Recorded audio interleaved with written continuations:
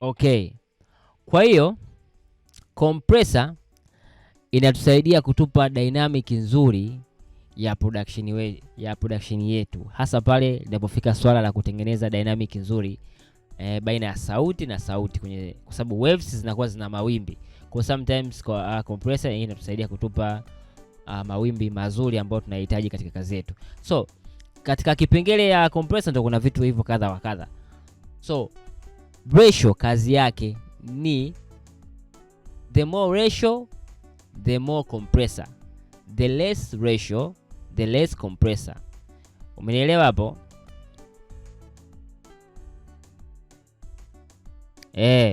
Kwa hiyo kazi ya ratio ni kuongeza ama kupunguza kiwango cha compressor. Andika hiyo. Kazi ya ratio ni kuongeza ama kupunguza kiwango cha compressor, na sio kuongeza sauti.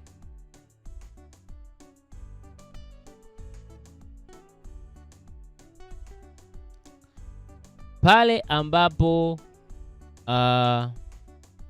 tunafanya compression kubwa, basi jua kabisa tunapoteza original vocal ya msanii.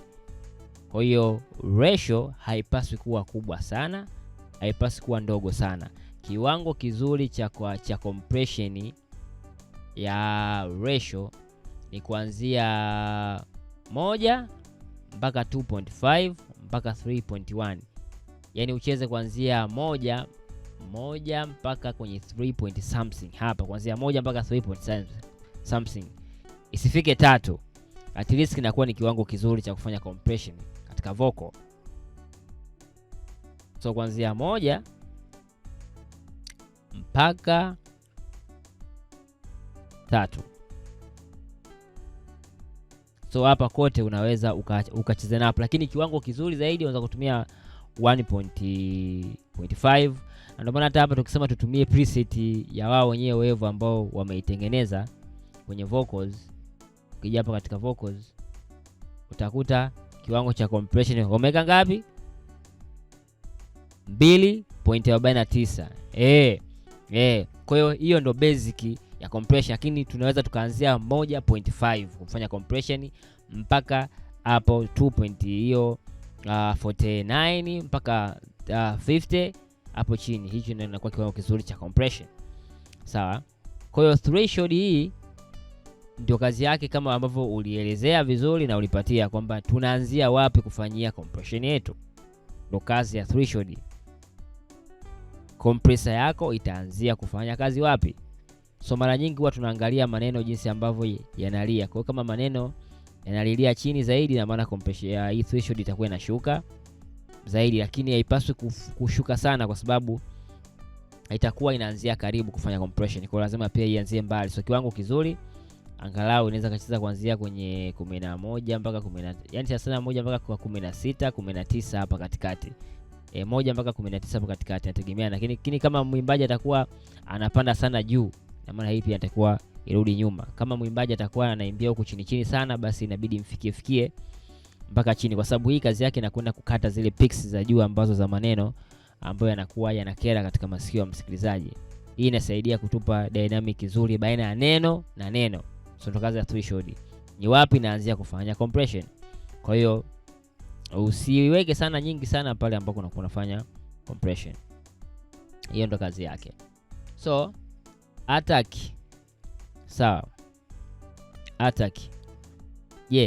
Compressor yetu ifanye kazi haraka haraka ama ifanye kazi taratibu? Ndo kazi ya attack.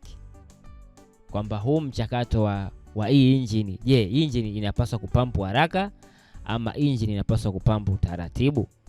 So ndo kazi ya attack katika compression. So baada ya kusema kwamba compressor yetu itafanya kwa uwezo wa 2.49 na itaanzia kwenye 19 kamili, sasa itakwenda kufanya kazi haraka haraka ama taratibu.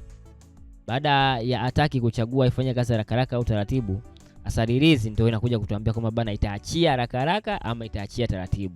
Baada ya kufanya huo mchakato wa compressor, compressor inapaswa kuachia haraka haraka ama inapaswa kuachia taratibu? Ndio kazi ya release. Sawa. Na katika production, kitu kingine cha muhimu ambacho unapaswa ukiandike ni kwamba attack na release hazipaswi zipishane mbali.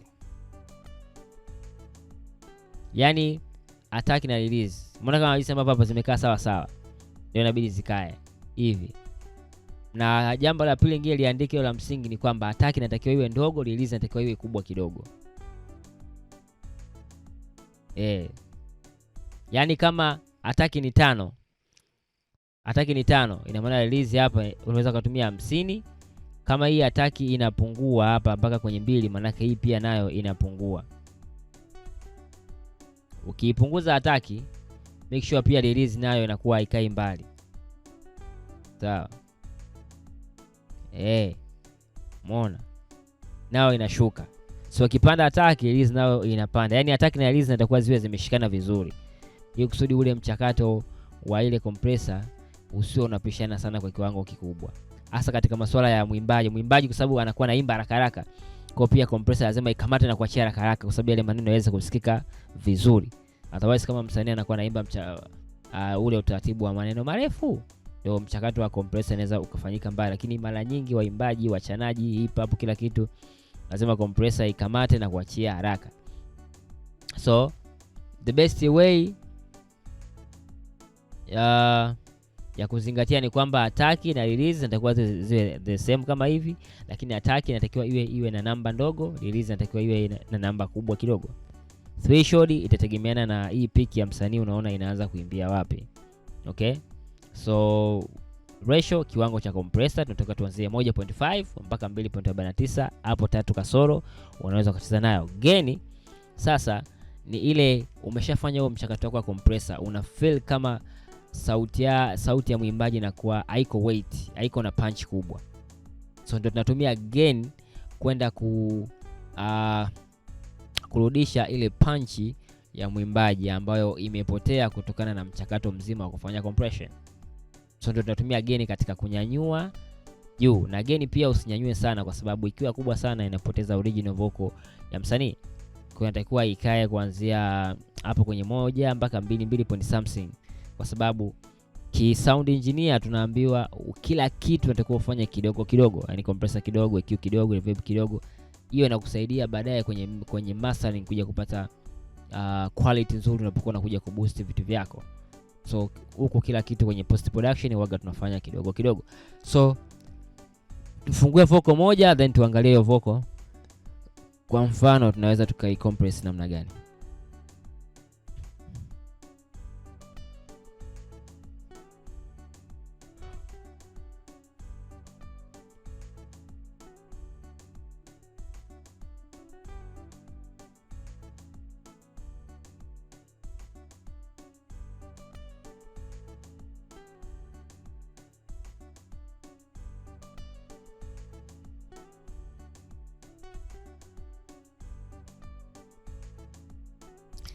Ukiweka hizi compressor hii hapa uwe unazima, kwa sababu hizi hapa ni analog. Sasa kama hizi ni analog, maana yake zitakuwa zinakuletea noise fulani katika vocal. Kwa waga tunazima, waga zihitajiki kama wanapenda kutumia hizo.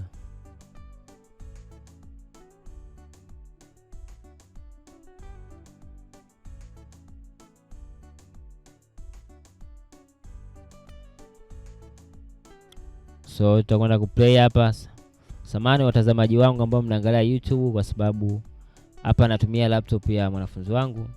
Kwa sauti yeye ndio nasikia hapa, mimi siwezi kusikia, ila tunachoweza kuona ni picha moja kwa moja ambayo inatoka kwenye kompyuta yake. Okay. Sasa tuta play vocal.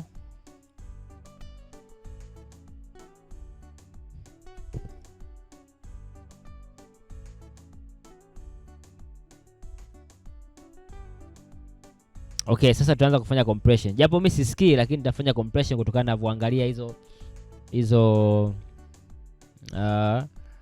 sauti zake jinsi ambavyo zinacheza kwenye hizo hapo mita.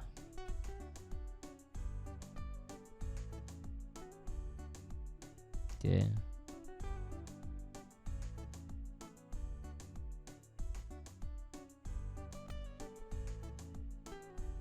Tatumia hiyo point something. Threshold sasa nitaweka kutokana na vocal yake jinsi ambavyo inaenda. pale ambako inagonga inaishia.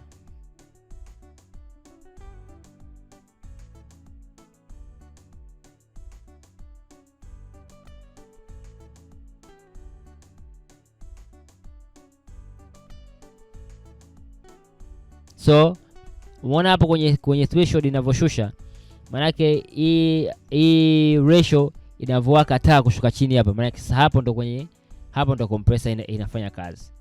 Hapa ile graphic isiposhuka hapa, maana hakuna compression yote ambayo inafanyika. Na ukishusha sana threshold, maanake ratio itafanya kazi kwa kubwa zaidi. You see? Asa ikifanya hivyo, maanake compression hapo ni mbaya, au utapata vocal ambayo inaeleweka.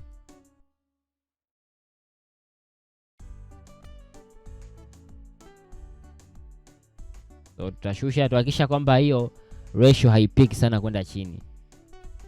Yaani compressor hivi kubwa hivyo. Tunajitahidi tu kuhakikisha kwamba yale maneno ya juu tunapata katika level nzuri.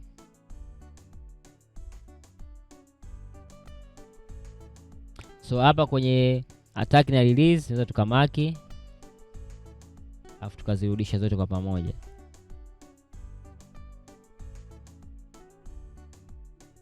Weka hata hapa wastani huu.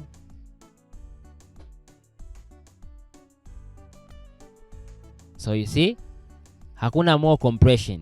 Hakuna compression kubwa ambayo inafanyika hapa. Kwa hiyo bado still tunapata ile natural vocal ya msanii vizuri. Umeona bana?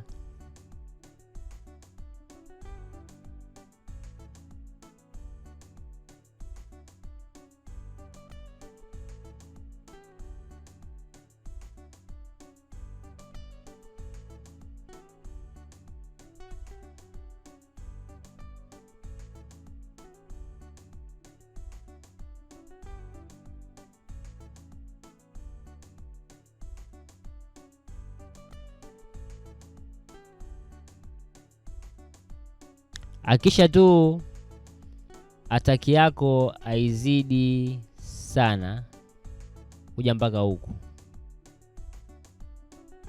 Kwanza usilete mpaka huku.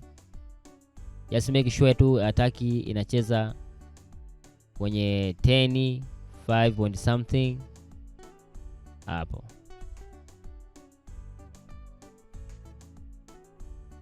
Maeneo haya isizidi 50. 5 point something kwenda hivi inatosha kabisa.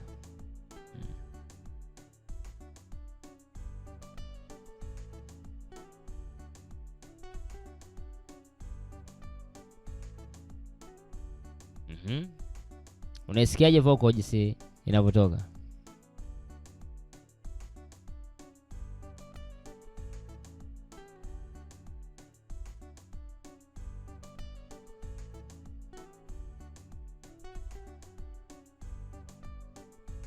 Unasikiaje hapo kwenye speaker zako?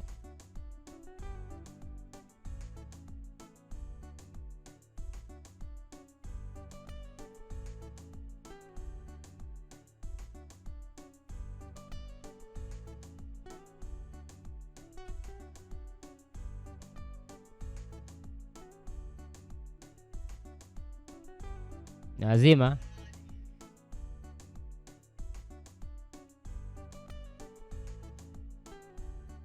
nawasha.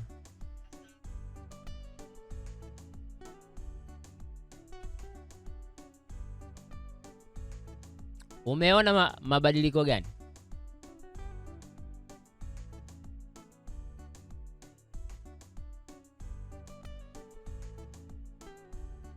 Nini ambacho kimeongezeka baada ya kuwasha compression? Ladha ya sound. Of course, that's good. We get the more perfect vocals. The vocals sit well on the mix, and we get the perfect dynamic ya vocals. So vocals ni wave ambazo tunacheza. So sometimes we need to make sure kwamba tunapata wave ambayo imenyoka vizuri.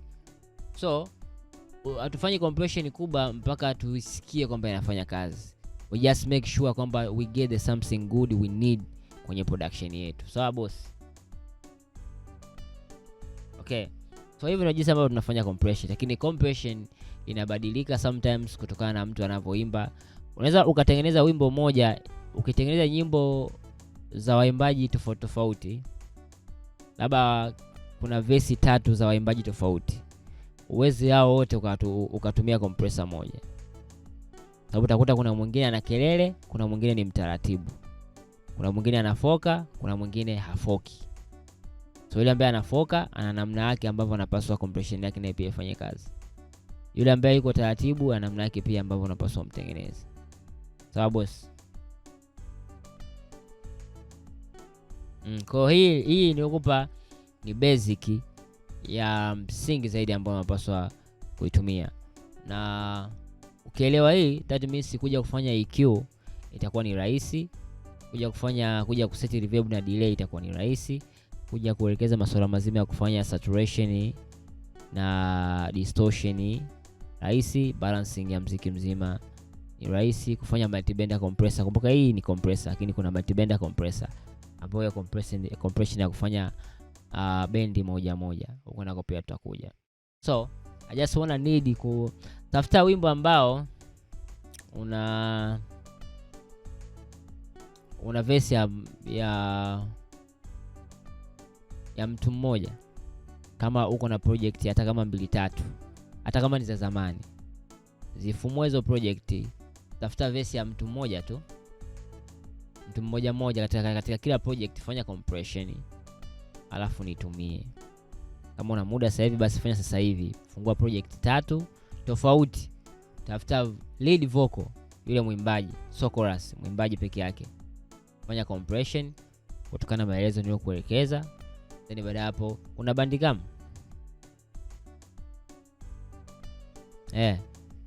Ile screen recorder. Basi wewe hebu mix, ukishamaliza nitakutumia hiyo Bandicam, ili sitaki unitumie kama audio, nataka ufanye compression. Baada hapo au utarekodi kwa kutumia Bandicam, nitaona hiyo compression jinsi ambavyo inafanya kazi. So fanya hivyo sasa hivi alafu nitumie nyimbo 3 tofauti kwa kutumia compression hii, sawa? Kuna sehemu hujaelewa?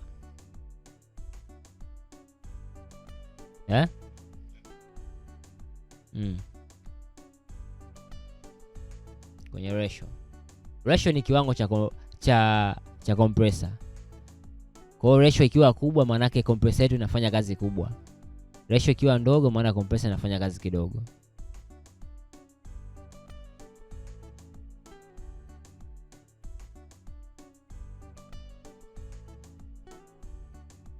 Okay, nasubiri hizo kazi. Ukimaliza utanitumia, sawa boss?